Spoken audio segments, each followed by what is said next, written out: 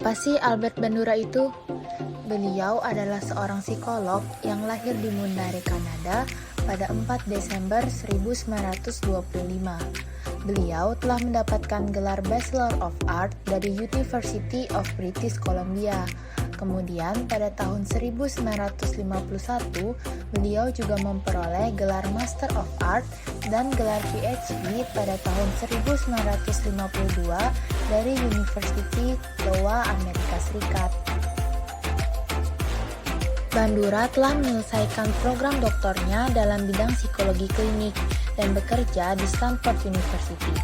Beliau juga telah banyak terjun dalam pendekatan teori pembelajaran untuk meneliti tingkah laku manusia dan tertarik pada nilai eksperimen. Oh ya teman-teman, seperti yang kita ketahui, Bandura telah menggagas sebuah teori belajar yang masih diterapkan hingga saat ini loh. Nah, Bandura ini terkenal dengan teori pembelajaran sosialnya, atau yang kita kenal dengan teori observational learning. Teori ini adalah salah satu konsep dalam aliran behaviorisme yang menekankan pada komponen kognitif dari pemikiran, pemahaman, dan evaluasi.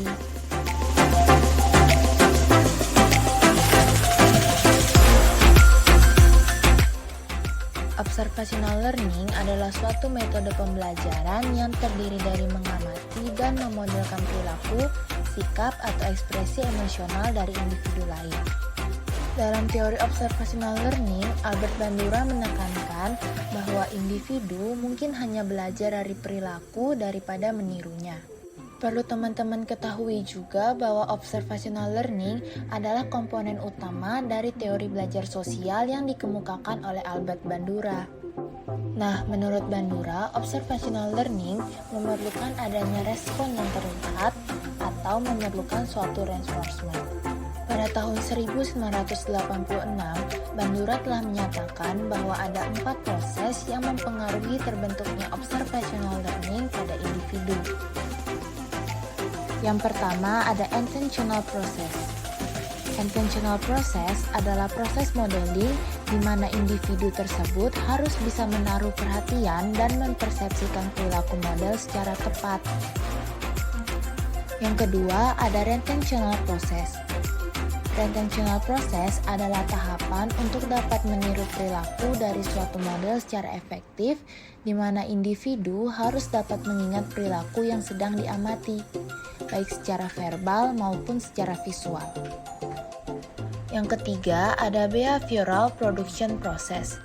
Ini adalah tahapan yang menilai sejauh mana individu dapat mengartikan apa yang dipelajari menjadi suatu tingkah laku.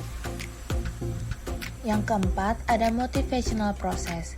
Motivational process adalah tahapan yang merupakan harapan individu jika bertindak seperti model, maka akan mendapatkan apa yang seperti model tersebut dapatkan.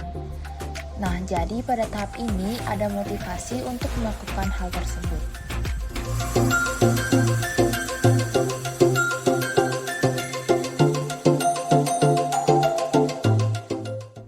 Reciprocal determinism.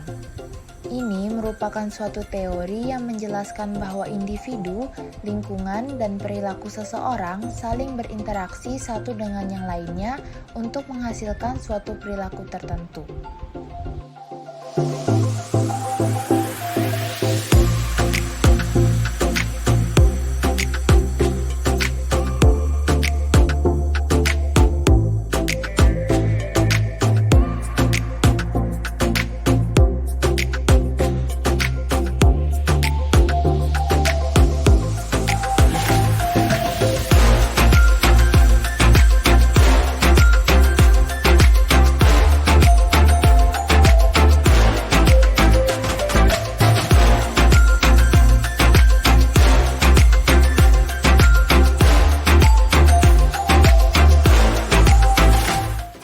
Attentional process. Oke, ada individu yang berperan sebagai role model bagi narasumber dan menjadikan narasumber itu mau dan siap untuk terjun menjadi pembisnis muda. Nah, role model ini adalah leader yang mengajak narasumber ini untuk ikut atau bergabung dalam dunia bisnis MLM serta menjadi sumber inspirasinya dalam memulai bisnis.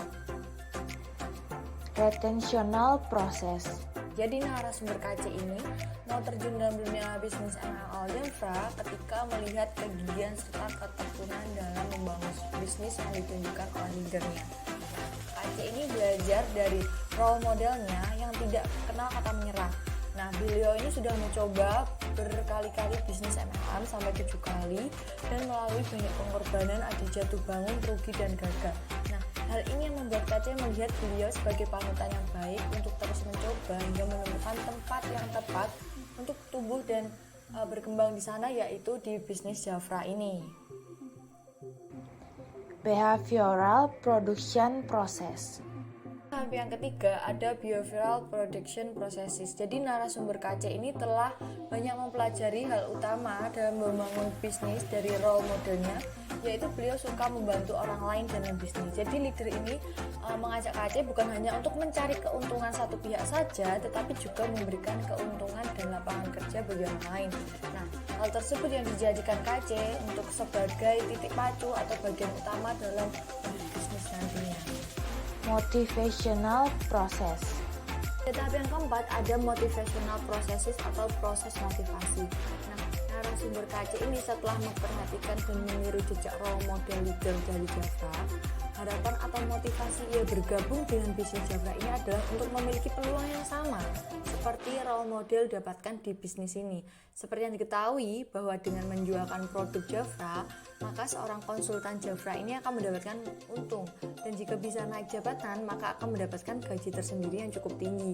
Nah, hal inilah yang membuat narasumber KC itu memiliki motivasi untuk bergabung dan menjualkan produk Javra karena ingin mendapatkan reward seperti yang leadernya dapatkan. Reciprocal Determinism. Selanjutnya ada teori reputational determinism, yaitu suatu teori yang menjelaskan bahwa individu, lingkungan, dan perilaku seseorang itu saling berinteraksi satu dengan yang lain untuk menghasilkan suatu perilaku tertentu. Jadi ada P itu individu, E itu lingkungan, dan D itu perilaku. Jadi secara individu, narasumber KC ini adalah orang yang jujur, orang yang mau berjuang untuk hidupnya. Dan secara lingkungan juga dia berada di lingkungan keluarga yang sederhana dengan kehidupan keuangan yang pas-pasan. Nah, ketika ada leader Javra yang menawarkan bisnis MLM ini, maka dia berperilaku untuk menunjukkan bahwa ia mau, untuk makanya perilaku dia adalah bergabung dengan bisnis ini. Nah, inilah yang disebut dengan reputational determinism, di mana individu, lingkungan, dan perilaku itu saling berhubungan.